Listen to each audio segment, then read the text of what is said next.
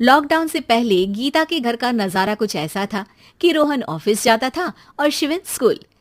जिनके घर से जाने के बाद गीता काम खत्म करके बाकी समय आराम करती थी।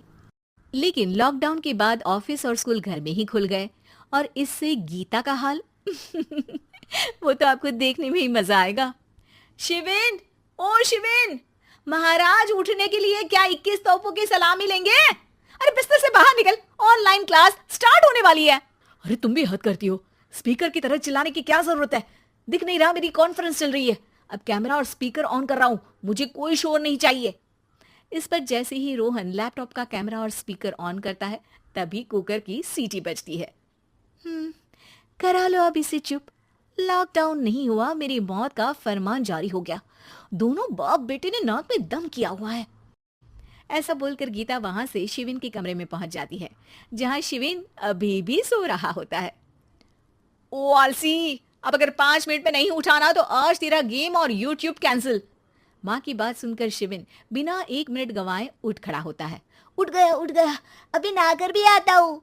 ये नाटक कहीं और, मुंह पर गीला कपड़ा मार और पढ़ने बैठ। शिविन की ऑनलाइन क्लास स्टार्ट हो जाती है, जिस पर गीता उसे वहां बिठाकर रसोई में चली जाती है। थोड़ी देर में उसे कमरे से कुछ आवाज सुनाई देती है, जिसे सुनकर वो कमरे में वापस आती है। हाय राम, तुझे क्लास अटेंड करने के लिए बोला था, कैमरा ऑफ करके बिस्तर पर नाचने के लिए नहीं बोला था। मम्मी मुझे कुछ समझ नहीं आ रहा, आप बाद में पढ़ा देना ना, वैसे भी अटेंडेंस तो लगी गई है। हाँ हाँ बेटा, जरूर बन जा।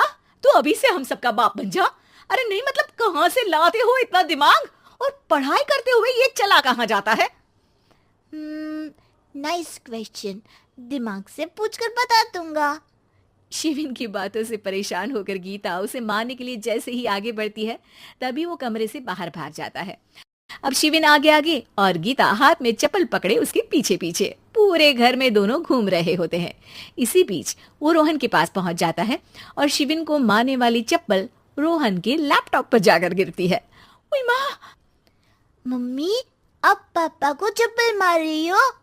वो आज तक के रिपोर्टर, चुपचाप जाकर क्लास अटेंड कर ले, नहीं तो अगली तेरे पीछे लगेगी। इस पर शिविन वहां से चला जाता है, जिसके बाद रोहन गीता से कहता है, इस सर्कस के लिए कुछ बोलना चाहोगी? अरे क्या करूं, जब से तुम दोनों घर में रहने लगे हो घर अपने आप ही सर्कस बन गया है और मैं तुम्हारी नौकर। कभी बेटी को संभालो तो कभी बाप के नखरे उठाओ। इन्हीं सब उथल पुथल में दिन बीतते रहते हैं, जिसमें हर रोज घर के अंदर कुछ नया सियप्पा खड़ा मिलता है, जो ज्यादातर शिविन और रोहन के ऑनलाइन स्कूल और ऑफिस से रिलेटेड ही होता है। एक सुबह, शिविन चलो उठ, आज की क्लास जल्दी है। कैमरा ऑफ करके आप अटेंड कर लो। अरे ऐसे छित्तर पड़ेंगे, दादी नानी सब एक साथ याद आ जाएंगी।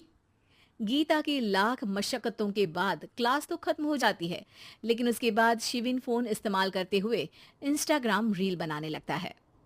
रसोड़े में कौन था? तुम थी, मैं थी, कौन था? कौन था?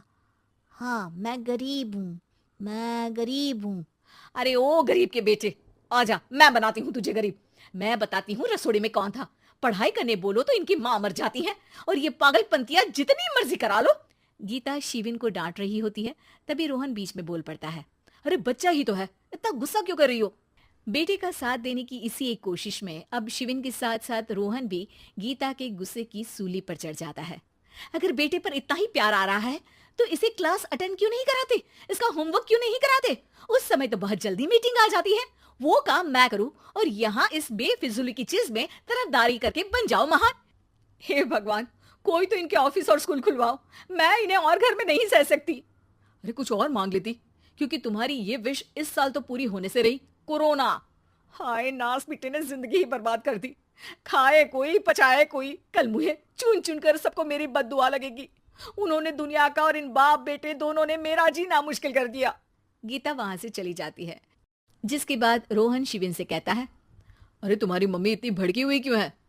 आपकी वजह से पूरा समय घर में रहते हो और उस पर कोई काम कराने की जगह बस ऑर्डर देते रहते हो। अच्छा बेटे, सारा इल्जाम मुझ पर, पूरा दिन तो वो तुम पर ही चिल्लाती है। हाँ, मतलब दोनों का 50-50 है, कुछ करना पड़ेगा।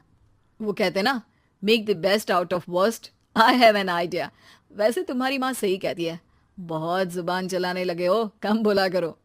अगली सुबह रोहन और शिविन अपनी गलती को सुधारने के लिए गीता के उठने से पहले घर का आधा काम खत्म कर देते हैं, जिसे देखकर गीता खुश हो जाती है और फिर बाकी बचा काम वो तीनों मिलकर पूरा कर लेते हैं। जिसके बाद अब वो सब मिल बांट कर हर काम में एक दूसरे की मदद करते हुए लॉकडाउन का मजा लेने लगते हैं।